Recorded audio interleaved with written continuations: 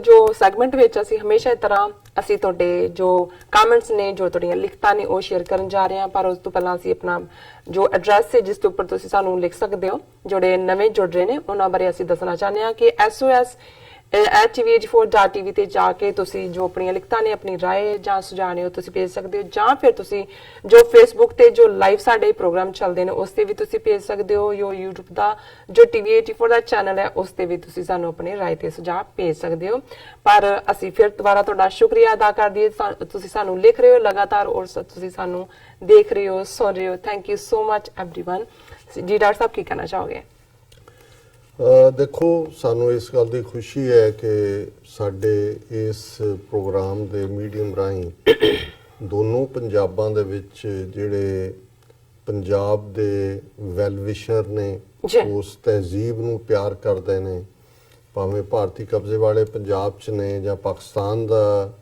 जिहड़ा एक वड्डा डायस्पोरा कम्यूनिटी पंजाब दी जिहड़ी बाहर वसदी है जी ਜਿਵੇਂ ਅਸੀਂ ਫਿਕਰ ਕਰਦੇ ਹਾਂ ਕਿ ਸਾਡੇ ਭਾਰਤੀ ਕਬਜ਼ੇ ਵਾਲੇ ਪੰਜਾਬ 'ਚ ਕਿਵੇਂ ਕਲਚਰਲ ਰੈਵੋਲੂਸ਼ਨ ਦੇ ਨਾਂ ਥੱਲੇ ਪੰਜਾਬ ਦੇ ਵਿੱਚ 1990 'ਚ ਡਾਇਰੈਕਟਰ ਜਨਰਲ KP ਗਿੱਲ ਦੀ ਜਿਹੜੀ ਹੈ ਉਸ ਦੀ ਲੀਡਰੀ ਦੇ ਥੱਲੇ ਫੇਕ ਕਿਸਮ ਦੇ ਕਲਚਰਲ ਮੇਲੇ ਲਿਆਂਦੇ ਗਏ 1995-96 'ਚ ਸਿੱਖ ਜਵਾਨੀ ਦਾ ਘਾਣ ਕਰਨ ਤੋਂ ਬਾਅਦ ਉਹਨਾਂ ਰਾਹੀਂ ਜਿਹੜਾ ਲੱਚਰ ਕਲਚਰ ਸੀ ਜਿਹਨੂੰ ਸਾਡੇ ਪੰਜਾਬੀ ਲਹਿੰਦੇ ਪੰਜਾਬ ਦੇ ਵੀਰ ਫਾਸ਼ ਕਲਚਰ ਕਹਿੰਦੇ ਨੇ ਉਹ ਪ੍ਰਮੋਟ ਕੀਤਾ ਗਿਆ ਉਸ ਕਿਸਮ ਦੀਆਂ ਬੋਲੀਆਂ ਦੁਗਾਣੇ ਨਾਚ ਔਰ ਉਸ ਦੇ ਨਾਲ ਫਿਰ ਡਰੱਗਸ ਪੰਜਾਬ ਦੇ ਵਿੱਚ ਲਿਆਂਦੀਆਂ ਗਈਆਂ ਜੀ ਔਰ ਹੌਲੀ ਜਿਵੇਂ ਅਗਲੇ 5-7 ਸਾਲਾਂ ਦੇ ਵਿੱਚ ਉਦੋਂ ਤਾਂ ਅਜੇ ਆਡੀਓ ਕੈਸਟਸ ਪਹਿਲਾਂ ਜ਼ੋਰ ਸ਼ੋਰ ਨਾਲ ਇਸ ਕਿਸਮ ਦੇ ਗਾਇਕਾਂ ਦੀਆਂ ਆਈਆਂ ਜਿਹੜੇ ਕਿ ਮੂਵਮੈਂਟ ਦੇ ਪੀਰੀਅਡ 'ਚ ਲੁਧਿਆਣੇ ਦੇ ਆਪਣੇ ਚਵਾਰੇ ਛੱਡ ਕੇ ਸਾਰੇ ਬਾਹਰ ਸੀ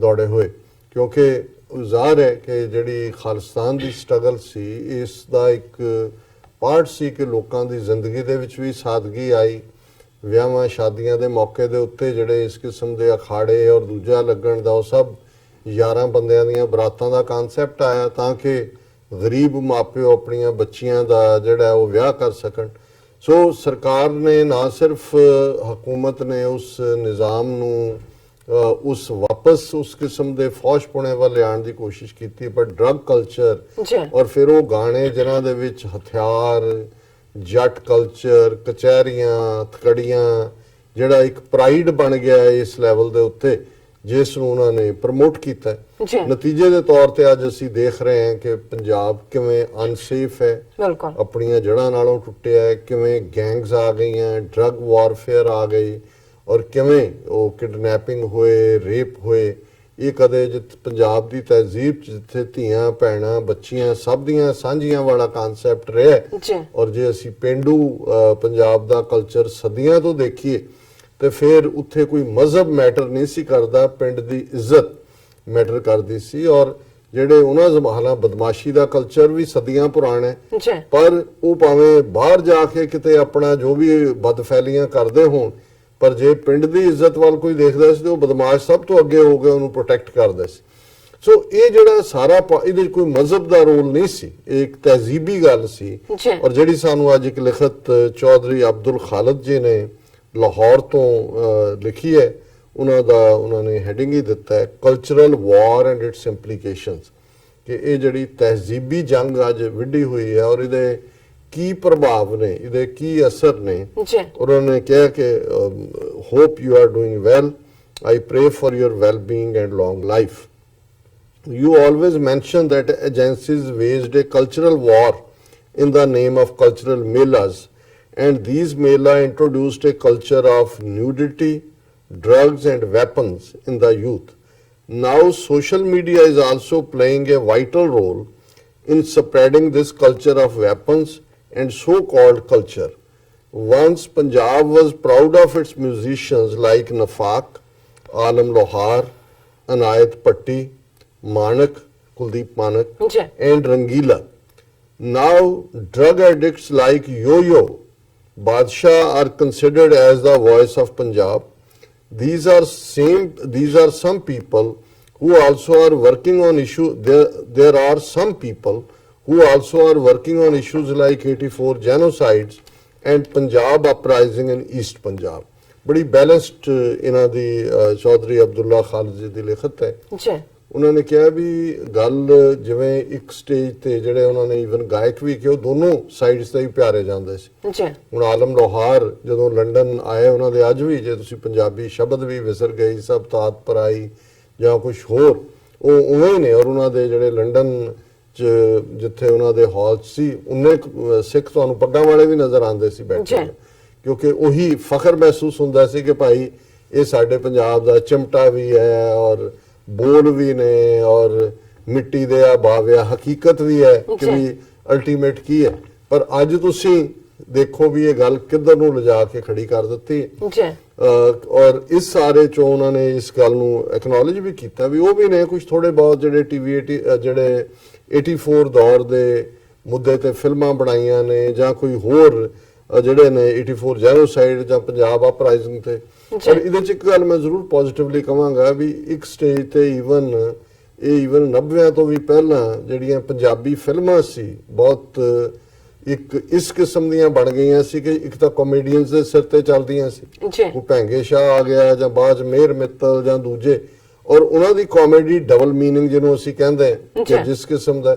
ਔਰ ਪੰਜਾਬੀ ਫਿਲਮਾਂ ਦਾ ਮਿਆਰ ਬਿਲਕੁਲ ਉਸ ਪੱਧਰ ਤੇ ਜਾ ਕੇ ਡਿੱਗ ਪਿਆ ਸੀ। ਮਤਲਬ ਇਹ ਸੀ ਕਿ ਵੀ ਇਹ ਸਿਰਫ ਕਾਮੇਡੀ ਹੈ ਔਰ ਉਹ ਵੀ ਉਹ ਜਿਹਦੇ ਚ ਕਿਤੇ ਨਾ ਕਿਤੇ ਇਹ ਫੌਸ਼ ਪਾਉਣਾ ਸੀ। ਪਰ ਇਹ ਗੱਲ ਠੀਕ ਹੈ ਕਿ ਪਿਛਲੇ ਦੌਰ ਦੇ ਵਿੱਚ ਪਿਛਲੇ 2 ਦਹਾਕਿਆਂ ਤੋਂ ਵੀ ਜ਼ਿਆਦਾ ਸਮੇਂ ਜੇ ਕਹੀਏ ਚੰਗੀਆਂ ਪੰਜਾਬੀ ਫਿਲਮਾਂ ਵੀ ਜਿਹੜੀਆਂ ਨੇ ਜਿਹਦੇ ਚ ਜਿਨ੍ਹਾਂ ਨੇ ਵੀ ਇਨਵੈਸਟ ਕੀਤਾ ਉਹਨਾਂ ਨੇ ਪ੍ਰੋਫਿਟ ਵੀ ਬਣਾਇਆ, ਉਹ ਚੱਲੀਆਂ ਵੀ। ਔਰ ਇਹ ਵੀ ਹੁੰਦਾ ਸੀ ਜੀ ਬੰਬੇ ਦੀ ਦੂਜੀ ਫਿਲਮ ਇੰਡਸਟਰੀ ਸਾਹਮਣੇ ਸਟੈਂਡਰਡ ਪੰਜਾਬੀ ਫਿਲਮ ਖਲੋ ਹੀ ਨਹੀਂ ਸਕਦੀ।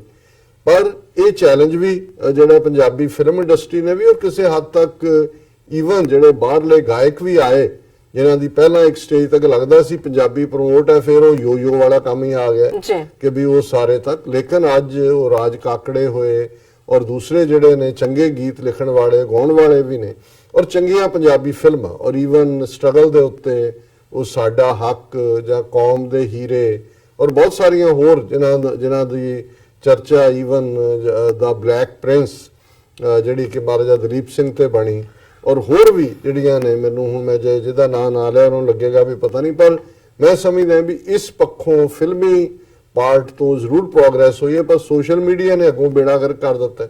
ਉੱਥੇ ਜਿਹੜੇ ਘਟੀਆ ਜੇ ਅੱਧ ਨੰਗੇ ਔਰ ਹਥਿਆਰਾਂ ਦਾ ਜਾਂ ਉਹ ਦੂਸਰਾ ਫੌਸ਼ ਕਿਸਮ ਦਾ ਦਿਖਾ ਕੇ ਹੁੰਦਾ ਨਾਲ ਲਿਖਿਆ ਹੁੰਦਾ ਦੱਬ ਕੇ ਸ਼ੇਅਰ ਕਰੋ, ਉਹਨਾਂ ਕਈ ਮਿਲੀਅਨਸ ਉਹਨਾਂ ਦੇ ਜਿਹੜੇ ਨੇ ਉਹ ਵਿਊਅਰ ਬਣੇ ਹੁੰਦੇ ਨੇ, ਪੈਸੇ ਵੀ ਬਣਾਉਂਦੇ ਨੇ। ਔਰ ਦੂਸਰਾ ਹੁਣ ਉਹਦੇ ਤੇ ਸਾਡਾ ਕੰਟਰੋਲ ਨਹੀਂ ਹੈ। ਉਹਦੇ ਚ ਸਾਰਾ ਹੀ ਓਵਰਆਲ ਜਿਹੜੀ ਮਗਰਬੀ ਤਹਿਜ਼ੀਬ ਹੈ ਇਹ ਵੀ ਨਾਲ ਦੀ ਨਾਲ ਉਸ ਦੁਸ਼ਮਣੀ ਚ ਸ਼ਾਮਲ ਹੈ।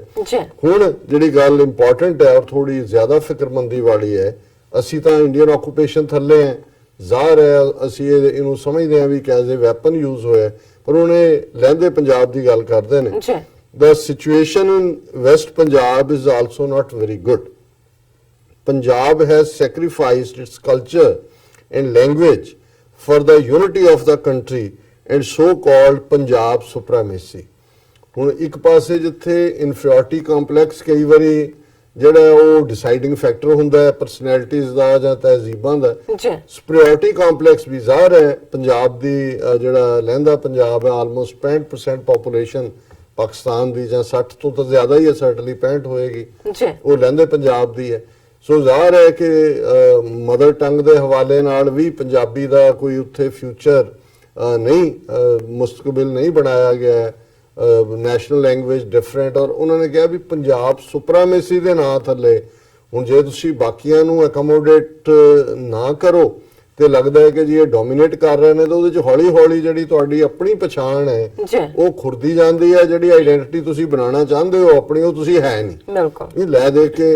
ਔਰ ਮੈਂ ਕਈ ਵਾਰੀ ਇਹ ਦੇਖਦਾ ਹਾਂ ਵੀ ਇਹ ਜਿਹੜੀ ਜੱਟ ਥੀਮ ਦੇ ਦੁਆਲੇ ਵੀ ਫਿਲਮਾਂ ਬਣੀਆਂ ਜੀ, ਗੰਡਾਸਾ ਜੱਟ ਦਾ ਜਾਂ ਉਹ ਸਾਰੇ ਤੋਂ ਉਹਨਾਂ 'ਚ ਖਾਸ ਤੌਰ ਤੇ ਪਾਕਿਸਤਾਨ ਜਿਹੜੀ ਇੱਕ ਬਹੁਤ ਪਪੂਲਰ ਮੌਲਾ ਜੱਟ ਜਿਹੜਾ ਕਿ ਬੜਾ ਜ਼ਬਰਦਸਤ ਫਿਲਮ ਹੈ ਅੱਜ ਵੀ। ਮੈਂ ਕਈ ਵਾਰ ਇਹ ਦੇਖਦਾ ਵੀ ਇਹ ਵੀ ਇੱਕ ਆਈਡੈਂਟੀਟੀ ਕ੍ਰਾਈਸਿਸ ਚੋਂ ਨਿਕਲਿਆ ਇਹ ਪਾਰਟ ਹੈ ਜਿਹਦੇ 'ਚ ਤੁਸੀਂ ਇੱਕ ਵੱਖਰੀ ਪਛਾਣ ਦੇ ਨਾਲ ਤੁਹਾਨੂੰ ਲੱਗਦਾ ਇਧਰਲਿਆਂ ਨੂੰ ਵੀ ਲੱਗਦਾ ਸੀ ਵੀ ਸਾਡੀ ਪਛਾਣ ਗਵਾਚ ਗਈ, ਉਧਰਲਿਆਂ ਨੂੰ ਵੀ ਲੱਗਦਾ ਸੀ ਸਾਡੀ ਪਛਾਣ ਵੱਡੇ ਨੈਸ਼ਨਲ ਕੰਟੈਕਸਟ 'ਚ ਗਵਾਚ ਰਹੀ ਹੈ। ਤੇ ਉਹਦੇ ਚੋਂ ਫਿਰ ਇੱਕ ਜੱਟ ਆਈਡੈਂਟੀਟੀ ਦੇ ਥੱਲੇ ਜਿਹੜਾ ਹੈ ਉਹ ਫਿਲਮੀ ਔਰ ਗਾਣੇ ਔਰ ਫਿਰ ਜਿਹੜਾ ਹੈ ਉਹਦੇ ਨਾਲ ਹਥਿਆਰ ਜੋੜ ਦਿਓ, ਸ਼ਰਾਬ ਜੋੜ ਦਿਓ, ਮੁਕਦਮੇਬਾਜ਼ੀ ਜੋੜ ਦਿਓ, ਉਦਾਂ ਦੇ ਗਾਇਕ ਵੀ ਨਿਕਲ ਆਏ। ਪਰ ਇਹ ਵੀ ਬਜਾਏ ਕਿ ਜਿਹੜੀ ਉਸ ਧਰਤੀ ਦੀ ਕ੍ਰੀਏਟਿਵ ਪਹੁੰਚ ਸੀ ਉਸ ਤਹਿਜ਼ੀਬ ਦੀ, ਉਹਦੀ ਥਾਂ ਤੇ ਜਿਹੜੀ ਰਿਗਰੈਸਿਵ ਲਾਈਨ ਸੀ, ਜਿਹੜੀ ਨੈਗੇਟਿਵਿਟੀ ਵਾਲੀ ਸੀ, ਉਹ ਜ਼ਿਆਦਾ ਵਿਕੀ। ਔਰ ਉਹਦੇ ਚੋਂ ਸਾਡੇ ਵਾਲੇ ਪਾਸੇ ਜ਼ਾਤ ਪਾਤ ਵੀ ਖੜੀ ਹੋਈ, ਕਿਉਂਕਿ ਜਿਹੜਾ ਜੇ ਹੁਣ ਸਿੱਖ ਕੌਮ ਦੇ ਵਿੱਚ ਵੱਡਾ ਹਿੱਸਾ ਜੱਟ ਭਾਈਚਾਰੇ ਦਾ ਹੈ ਤੇ ਇਹ ਗੱਲ ਤੁਰੀ ਤੇ ਬਾਕੀ ਭਾਈਚਾਰਿਆਂ ਨੂੰ ਇਹ ਮਹਿਸੂਸ ਹੋਣ ਲੱਗਿਆ ਕਿ ਵੀ ਇਹ ਤਾਂ ਜਿਹੜਾ ਸਿੱਖੀ ਕਿੱਥੇ ਗਈ, ਇਹ ਤਾਂ ਜੱਟਵਾਦ ਆ ਗਿਆ। ਔਰ ਜਿਹੜਾ ਦੁਸ਼ਮਣ ਹੈ ਉਹਨਾਂ ਨੂੰ ਆਪਣੇ ਲੈਵਲ ਦੇ ਉੱਤੇ ਸੂਟ ਕਰਦਾ ਸੀ। ਉਹਨਾਂ ਨੂੰ ਇਹ ਸੀ ਕਿ ਵੀ ਜੇ ਇਹ ਆਈਡੈਂਟੀਟੀ ਆਏ ਤੇ ਫਿਰ ਜਿਹੜੀਆਂ ਸਿੱਖੀ ਵੈਲਿਊਜ਼ ਨਾਲ ਜੁੜਿਆ ਹੋਇਆ ਜਾਂ ਪੋਲੀਟੀਕਲ ਸਟਰਗਲ ਹੈ ਖਾਲਿਸਤਾਨ ਦੀ, ਉਹ ਗਾਇਬ ਹੋ ਜਾਂਦੀ ਹੈ। ਔਰ ਸਿੱਖਾਂ ਦੇ ਵਿੱਚ ਆਲਰੇਡੀ ਜਿੱਥੇ ਕਈ ਮਾਮਲਿਆਂ 'ਚ ਡਿਵੀਜ਼ਨਸ ਇਹਨਾਂ ਨੇ ਖੜੀਆਂ ਕੀਤੀਆਂ, ਜ਼ਾਤ-ਪਾਤੀ ਡਿਵੀਜ਼ਨ ਜਿਹੜੀ ਹੈ ਉਹ ਹੋਰ ਵੀ ਸਟਰੋਂਗ ਹੋ ਕੇ ਆਉਂਦੀ ਹੈ। ਔਰ ਇਹਦੇ ਇੰਪੈਕਟ ਨੇ ਫਿਰ ਇਹਨਾਂ ਨੇ ਕਿਹਾ ਕਿ ਵੀ ਇਹ moreover some west minded people also continuously degrading its culture and language. Some months ago a Cambridge school campus labeled Punjabi as a foul language. Being a Punjabi myself, it is really painful for me to see Punjab losing its colorful and lively culture. What are your thoughts on this issue? ਜਿਹੜੀ ਇਹਨਾਂ ਨੇ ਗੱਲ ਕੀਤੀ ਸ਼ਾਇਦ Cambridge school ਦੀ, ਇਹ ਸ਼ਾਇਦ ਸਾਲ ਪਹਿਲਾਂ ਦਾ ਵਾਕਿਆ ਹੈ। ਹਾਲਾਂ ਸਕੂਲ ਨੇ ਬਾਅਦ ਚ ਮੁਆਫੀ ਵੀ ਮੰਗੀ, ਪਰ ਇਹ ਆਪਣੇ ਆਪ ਦੇ ਵਿੱਚ ਇਹ ਦੱਸਦਾ ਸੀ ਕਿ ਵੀ ਜਦੋਂ ਬੱਚਿਆਂ ਨੂੰ ਇਹ ਹਦਾਇਤ ਦਿੱਤੀ ਜਾ ਰਹੀ ਹੈ ਸਕੂਲ ਦੀ ਅਥਾਰਟੀਜ਼ ਵੱਲੋਂ ਕਿ ਪੰਜਾਬੀ ਨੇ ਇਹ ਫਾਊਲ ਲੈਂਗੁਏਜ ਹੈ, ਔਰ ਇਹਦੇ ਚ ਸ਼ਾਇਦ ਮਾਪਿਓ ਕਾਫੀ ਹੱਦ ਤੱਕ ਜ਼ਿੰਮੇਵਾਰ ਨੇ, ਕਿਉਂਕਿ ਇੱਕ ਜਦੋਂ ਤਹਿਜ਼ੀਬ ਇਸ ਕਿਸਮ ਦੀ ਬਣ ਜਾਂਦੀ ਹੈ ਕਿ ਜਿਹਦੇ ਚ ਘਰਾਂ 'ਚ ਇਹ ਨਹੀਂ ਹੈ ਵੀ ਪਾਕਿਸਤਾਨ ਸਾਡੇ ਵੀ ਹੁਣ ਜੇ ਤੁਸੀਂ ਦਿੱਲੀ ਔਰ ਦੂਸਰੇ ਤੀਸਰਿਆਂ ਦੇ ਦੇਖੋ, ਆਪਣੀਆਂ ਰਿਸ਼ਤੇਦਾਰੀਆਂ 'ਚ ਜੇ ਅਸੀਂ ਦੇਖੀਏ ਤੇ ਉਹਨਾਂ ਦੀ ਉਹ ਬੀਬੀਆਂ ਚਾਰ ਪਾਸੇ ਹੋਣਗੀਆਂ, ਹਿੰਦੀ 'ਚ ਬੋਲ ਰਹੀਆਂ ਹੋਣਗੀਆਂ। ਤੁਸੀਂ ਕਿਸੇ ਦੇ ਘਰ 'ਚ ਫੋਨ ਕਰੋਗੇ, ਅੱਗੋਂ ਭਈਆ ਚੁੱਕ ਰਿਹਾ, ਉਹ ਹਿੰਦੀ 'ਚ ਗੱਲ ਕਰ ਰਿਹਾ। ਹਿੰਦੀ ਇੱਕ ਰਾਸ਼ਟਰੀ ਜ਼ਬਾਨ ਹੈ, ਠੀਕ ਹੈ, ਜਦੋਂ ਕੰਮਕਾਰ ਲਈ ਤੁਹਾਡੇ ਬੱਚਿਆਂ ਨੇ ਸਕੂਲਾਂ 'ਚ ਵੀ ਪੜ੍ਹਨੀ ਹੈ, ਪਰ ਇੱਕ ਪਾਸੇ ਤੁਸੀਂ ਇੱਕ ਲੈਂਗੁਏਜ ਅਡਾਪਟ ਕਰ ਰਹੇ ਹੋ। ਪਾਕਿਸਤਾਨ 'ਚ ਉਰਦੂ ਨੈਸ਼ਨਲ ਲੈਂਗੁਏਜ ਹੈ, ਇੱਕ ਬਣ ਗਿਆ ਹੈ, ਇਸ ਦੇ ਉੱਤੇ ਡਿਬੇਟ ਨਹੀਂ ਹੋਣੀ ਚਾਹੀਦੀ। ਪਰ ਫਿਰ ਦੂਸਰਾ ਇਹਦਾ ਨੈਗੇਟਿਵ ਐਸਪੈਕਟ ਇਹ ਹੁੰਦਾ ਹੈ ਕਿ ਜਦੋਂ ਪੰਜਾਬੀ ਬੋਲਣ ਵਾਲੇ ਇੱਧਰ ਵੀ ਤੇ ਉੱਧਰ ਵੀ ਤੁਹਾਨੂੰ ਲੱਗੇ ਵੀ ਇਹ ਤਾਂ ਗਵਾਰਾਂ ਦੀ ਜ਼ਬਾਨ ਹੈ ਔਰ ਇਹ ਦਿਹਾਤੀ, ਔਰ ਜਿਹੜਾ ਲਾਹੌਰ ਆ ਕੇ ਕੋਈ ਪੰਜਾਬੀ ਬੋਲਣ ਲੱਗੇ ਜੇ ਦਿਹਾਤੀ ਹੈ, ਔਰ ਅੰਗਰੇਜ਼ੀ ਬੋਲਣਾ ਜਾਂ ਉਰਦੂ ਬੋਲਣਾ ਜਾਂ ਇੱਧਰ ਹਿੰਦੀ ਬੋਲਣਾ ਇਹ ਰਾਇਲ। ਜਿਵੇਂ ਇਹ ਜਦੋਂ ਅਸੀਂ 2 ਦਿਨ ਪਹਿਲਾਂ ਇਮਰਾਨ ਖਾਨ ਸਾਹਿਬ ਦੀ ਗੱਲ ਕੀਤੀ ਕਿ ਉਹਨਾਂ ਨੇ ਕਿਵੇਂ ਆਈਡੈਂਟੀਟੀ ਦੇ ਉੱਤੇ ਲਿਖਿਆ ਸੀ ਕਿ ਵੀ ਮਗਰਬ ਔਰ ਮਸ਼ਰਕ ਦਾ ਕੀ ਹੈ। ਸੋ ਆਪਣੀ ਜ਼ਬਾਨ ਤੋਂ ਨਫ਼ਰਤ ਕਰਨਾ ਜਾਂ ਆਪਣੀ ਜ਼ਬਾਨ ਨੂੰ ਘਟੀਆ ਸਮਝਣਾ ਜਾਂ ਆਪਣੀ ਤਹਿਜ਼ੀਬ ਨੂੰ ਘਟੀਆ ਸਮਝਣਾ, ਇਹ ਵੀ ਉਸ ਕਲੋਨੀਅਲ ਮਾਈਂਡਸੈਟ ਚੋਂ ਨਿਕਲਿਆ, ਗੁਲਾਮੀ ਦਾ ਨਿਕਲਿਆ ਪਾਰਟ ਹੈ। ਇਹ ਵੱਖਰੀ ਗੱਲ ਹੈ ਵੀ ਗੋਰੇ ਸਾਹਿਬ ਚਲੇ ਗਏ, ਬਰਾਊਨ ਸਾਹਿਬ ਆ ਗਏ, ਤੇ ਉਹਨਾਂ ਦਾ ਇੱਕ ਇਸ ਕਿਸਮ ਦਾ ਹੀ ਹੈ, ਦੋਨੋਂ ਪਾਸੇ ਹੀ ਦੇਖਣ ਚ ਆ ਰਿਹਾ। ਇੱਥੇ ਵੀ ਅਸੀਂ ਦੇਖਦੇ ਕਿ ਪੰਜਾਬੀ ਜ਼ਬਾਨ ਨੂੰ ਬੋਲਣਾ ਜਿਹੜਾ ਉਹ ਜਨਰੇਸ਼ਨ ਹੈ ਜਿਹਨੂੰ ਪ੍ਰਾਈਡ ਹੈ, ਲੇਕਿਨ ਅੱਗੋਂ ਵਾਲਿਆਂ ਦੇ ਲਈ ਬਹੁਤ ਵਾਰੀ ਇਹ ਹੁੰਦਾ ਹੈ ਕਿ ਐਜ਼ ਇਫ ਇਸ ਦੇ ਵਿੱਚ ਕੋਈ ਨਹੀਂ ਹੈ। ਉਹਨਾਂ ਚੋਂ ਜਿਹੜੇ ਵੈਸਟਰਨ ਵਾਲੇ ਨੇ ਉਹ ਸ਼ੈਕਸਪੀਅਰ ਨੂੰ ਕੋਟ ਕਰ ਦੇਣਗੇ, ਮਿਲਟਨ ਨੂੰ ਕੋਟ ਕਰਨਗੇ, ਕੋਈ ਹੋਰ ਜਿਹੜਾ ਹੈ ਉਸ ਨੂੰ ਅਮਰੀਕਾ ਦੇ ਵਿੱਚ ਹੋਏਗਾ, ਲੇਕਿਨ ਉਹਨਾਂ ਨੂੰ ਆਪਣੀ ਤਹਿਜ਼ੀਬ ਦੇ ਵਿੱਚ ਅਸੀਂ ਕਿਉਂ ਜੀ ਜਿਹੜੇ ਸ਼ਾਇਰ ਪੈਦਾ ਕੀਤੇ ਨੇ, ਕਿਉਂ ਜੀ ਸਾਡੀ ਤਹਿਜ਼ੀਬ ਹੈ, ਉਸ ਤੋਂ ਬਿਲਕੁਲ ਅਣਜਾਣ ਨੇ। ਫਿਰ ਉਹਨਾਂ ਨੇ ਅਖੀਰ 'ਚ ਕਿਹਾ, moreover doctor sahib, I want to know about your region. I heard you mentioning Sada Majha. My grandparents also came from Pind Jagrama, district Ludhiana. Your Punjabi reminds me of my grandparents. Stay blessed.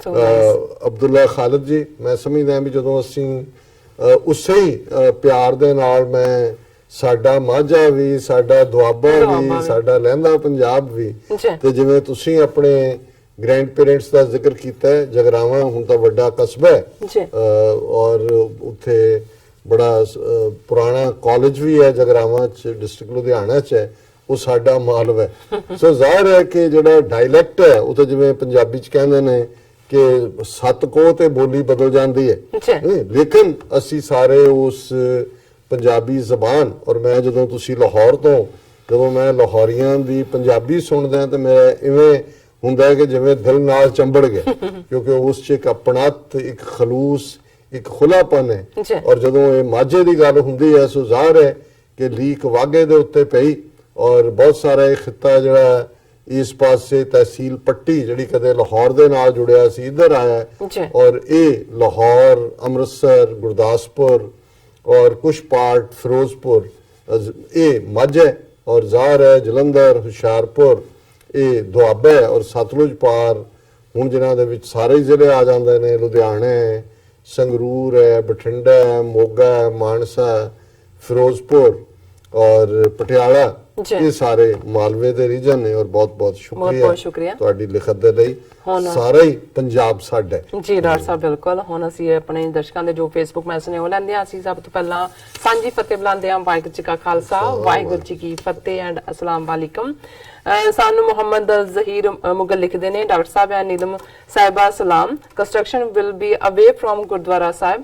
I myself was keeping eye on that matter. That area will look natural and beautiful. Pakistan Khalistan Zindabad ਉਹਨਾਂ ਨੇ ਸਾਨੂੰ ਕਿਹਾ। ਔਰ ਸਤਪਾਲ ਸਿੰਘ ਪੁਰੇਵਾਲ ਵੀ ਉਹਨਾਂ ਨੇ ਹਮੇਸ਼ਾ ਤਰ੍ਹਾਂ ਸਾਨੂੰ ਫਤਿਹ ਬੁਲਾਈ ਹੈ। ਅਬਦੁਲ ਸ਼ਕੂਰ ਸਾਨੂੰ ਲਿਖਦੇ ਨੇ ਬੈਸਟ ਟੀਵੀ ਲਿਖਦੇ ਉਹਨਾਂ ਨੇ। ਜਾਵੇਦ ਪੱਟੀ ਸਾਨੂੰ ਲਿਖਦੇ ਨੇ ਕਿ ਨਾਈਸ। ਔਰ ਦੂਸਰੇ ਸੈਗਮੈਂਟ ਤੇ ਵੀ ਮੈਸੇਜ ਨੇ ਮੈਂ ਪੜ੍ਹਦੀ ਹਾਂ। ਓਕੇ, ਤਾਰਿਕ ਹੁਸੈਨ ਸਾਨੂੰ ਲਿਖਦੇ ਨੇ ਡਾਕਟਰ ਸਾਹਿਬ and Neelam Kaur ji, in absence of long times I'm appearing in program, many waters flowed under the bridges. What is your opinion that Modi will make any adventure against Pakistan?